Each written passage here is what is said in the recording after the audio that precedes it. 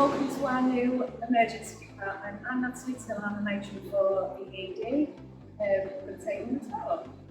When you arrive, you'll be signposted to our reception area where you will be checked in by our receptionist and an initial assessment will be undertaken by a clinical practitioner. So this is our waiting room, and we've gone from an existing 20 seats because of COVID to approximately 52 adult seats. We've also got a separate children's waiting area that's got an interactive floor and some play equipment for the children. In the new facility, we've had a lot of fundraising that's gone on, which has given us the ability to put a charging unit in so that no worries about your phone dying whilst you're waiting. And within the waiting area as well, we have a dedicated baby and mother room for breastfeeding and baby change. Welcome to Zone C.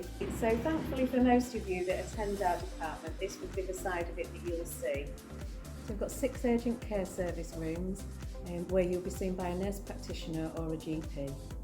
So the improvements in this for both you as a patient and for the staff is the rooms are far more spacious, there's a lot more equipment that's been invested in, and we've actually got 6 dedicated UCS rooms. We've also got an area for flexing up from Zone B.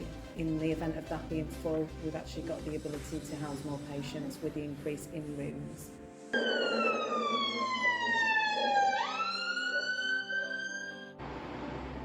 So this is your ambulance arrivals area. So what's different this time from our previous one is we've actually got scales in this area that we can actually weigh every patient so that the calculations are as they should be and in line with some of the nice guidelines that we've got that we have to work to. You'll then enter into ambulance handover where you'll be greeted by a senior nurse who will take handover from the ambulance crew and assess you to whether or not you are streamed through to a different service or whether you come through to our rapid assessment triage area.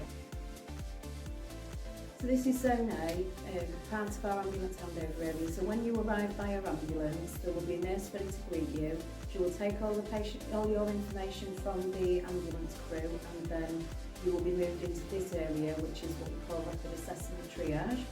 In this area, you can expect to have bloods done, ECG, and be sent for any radiology, X-rays, and CT scanning that you may require. The improvements of this from our existing services at this moment in time, we're in quite a confined space, trying to do rapid assessment and ambulance handover all in one small zone, which is only designed for 4 patients. This area now will give us 5 rapid assessment rooms plus 3 ambulance handover spaces.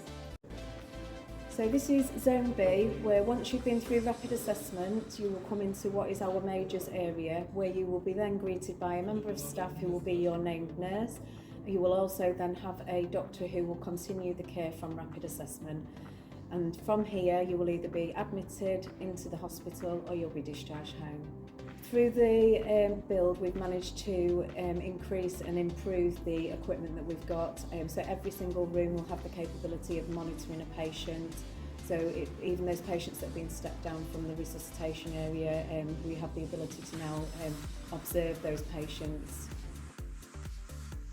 We also have a fit to sit area within Zone B for those patients that are well enough not to be on a trolley but are still requiring majors care. Again, you can see those patients from the nurse's base, and there will be a dedicated nurse with those patients at all times. In this area as well, we do have a mental health room which is furnished and a very calming environment for those patients who are awaiting further assessment. It also comprises of a ensuite for those patients for privacy and dignity. So this is our resource, and it is designed to have 8 patients that are critically ill and that can be monitored. So each room has got a glass wall so that every patient can be monitored and seen all the way through their journey. At this moment in time, we're working with a resource that's only 4 spaces and is all within capacity for us now to have 8 spaces will make a significant difference to patient care and the staff. So this is one of our dedicated paediatric rooms, and as you can see, we've done a lot of fundraising for this area. We've got the interactive ceiling, and this is an area that's set separately from where the adults are to keep that safety and childlike environment. So now we're moving into the new emergency department.